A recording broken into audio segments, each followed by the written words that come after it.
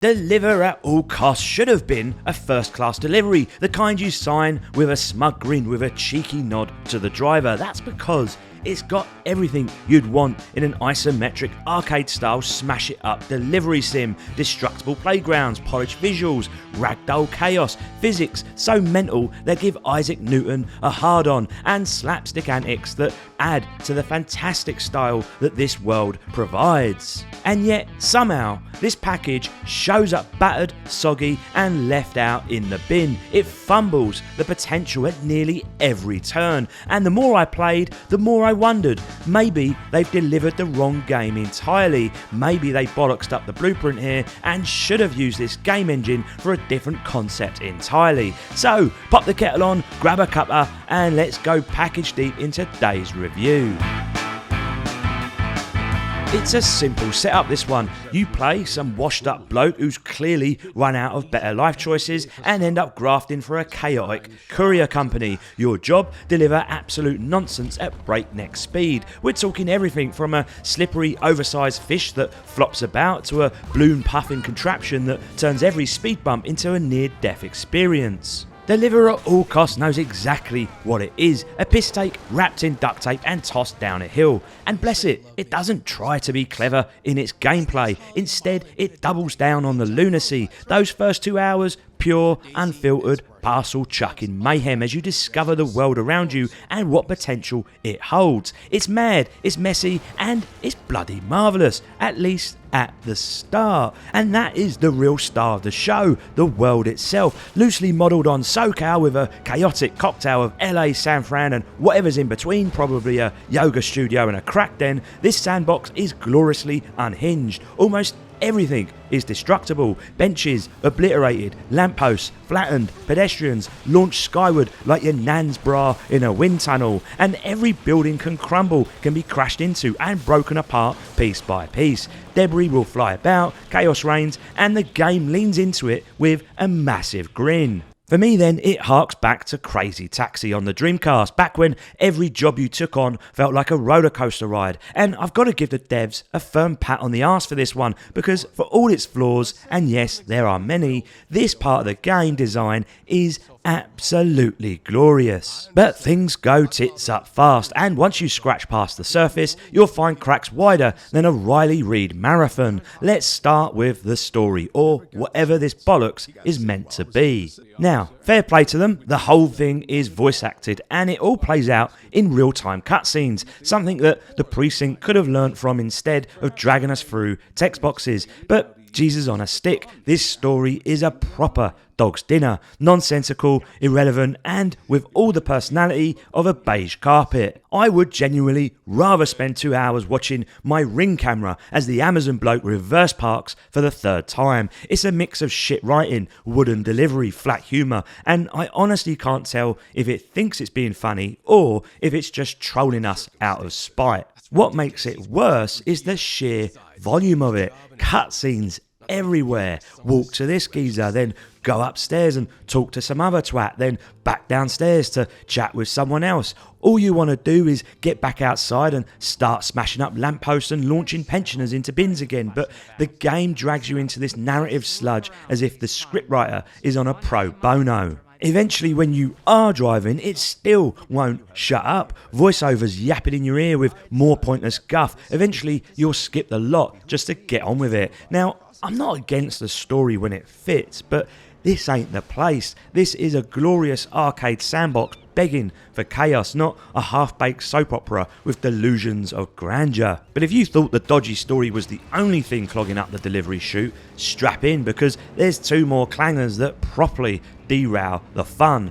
First up, we go back to that amazing world again. Now, instead of giving us one massive, seamless map to cause uninterrupted postal carnage, the game's chopped up into separate zones stitched together. You've got your beach bit, your city bit, your mountain bit, all technically different, but why not just glue the bloody thing together? I can't imagine it's a hardware issue, yet every time you drive a mission and travel not all that far to the edge of the map, the game slams the brakes on, bends you over and says loading, like it's doing you a favour. In one single mission, it could be doing this 4 or 5 times, killing the momentum. But the worst offender, and I truly mean unforgivable, is the complete lack of any real consequence. You can mow down half the town, total your truck, explode into someone's living room, and the game will just pat you on the head and respawn you like you've done nothing more than spill a cup of tea. Run over someone, they might give you a cheeky shove back. Smash your truck to bits,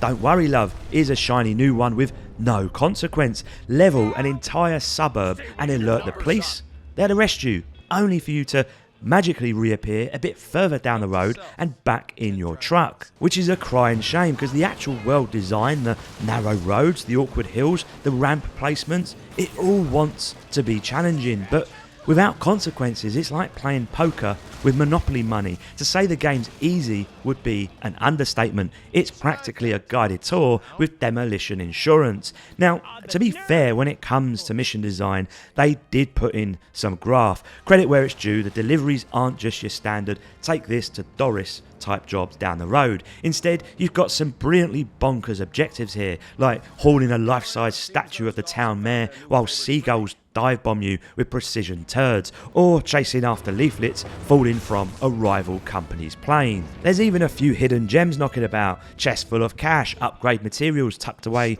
down in alleys or behind buildings that you just flattened, and the truck upgrades themselves, bit naff if I'm honest, minor tweaks, but still, the idea's there. More upgrades, more destruction, more fun, in theory. But all that chaos, all that slapstick brilliance, it wears off fast. After a few hours of carnage, the repetition sets in hard. Smash this, fetch that, watch another ragdoll pensioner pinwheel through the sky. It's fun at first, proper belly laughs even, but then it's just noise, no real direction, no real evolution, just the same old clown car crashing into the same sad circus. That colourful, cheeky little world they built, it starts out as an arcade paradise, but give it time and it ends up feeling like a theme park after closing hours, all flashing lights but no pulse. Which brings me nicely to the graphics, and another point where I started thinking, maybe they've built the wrong game around the right engine. Now don't get me wrong, I can't fault the visuals much, especially given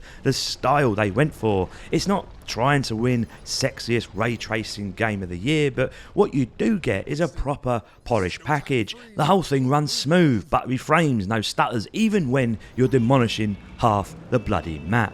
Deliver at all costs feels properly grounded in its own lunacy. Shadows fall exactly where they should. Lights from lampposts and headlights give off just the right amount of glare, and the sheer detail they've crammed into this chaos box is impressive. We're talking textured roads, dense vegetation, debris flying about, the works. It's genuinely beautiful in that explosions and mess sort of way, like a fireworks display in a skip.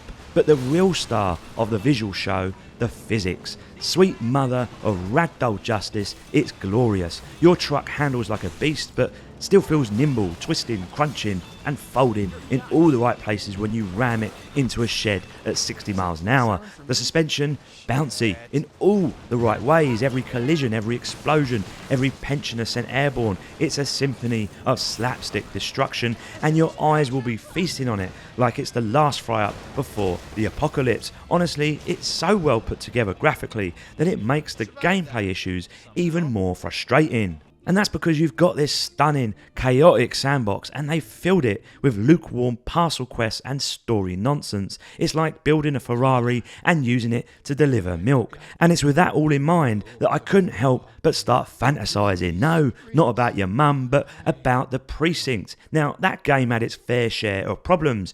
Bugs, dodgy AI, more jank than a steam greenlight graveyard. But just imagine if you could rip its core gameplay loop out, slap it into the glorious engine powering Deliver at all costs, and let it go wild. No stutters, no crash to desktop, just crisp, destructive carnage with actual purpose. Because that's the frustration here. Deliver at all costs, at its core, a stunning tech showcase wrapped around a delivery sim that's about as engaging as sorting mail on a rainy Tuesday. You've got this gorgeous reactive sandbox just gagging for proper missions, for storylines that make sense, for mechanics with teeth, and instead it's all parcel drops and faff in between. There's no reason to explore, no meaningful side content, just glorious terrain and top tier physics wasted on gameplay that feels so undercooked. And sound, yeah, not exactly special delivery treatment either. Let's start with the music, a playlist that I think is either from the 1930s or 40s,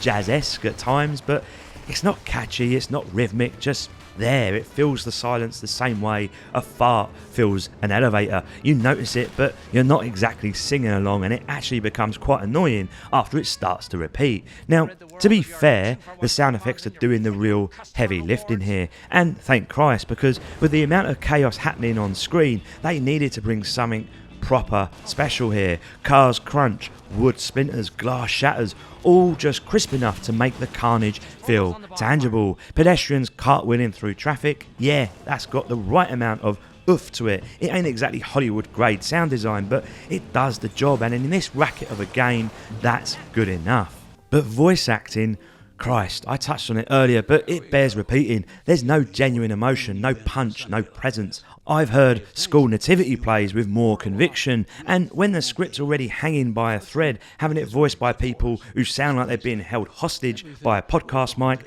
doesn't do it any favours. The whole soundscape just feels meh. Not offensively bad, not broken, just lifeless. A forgettable backing track to a game that deserves something with a bit more bollocks to it. And so there you have it, another entry in the isometric sandbox club, much like the recently released Precinct. But this one's got the better polish, the flashier graphics, and a world that actually feels like it's holding itself together with more than duct tape and hope.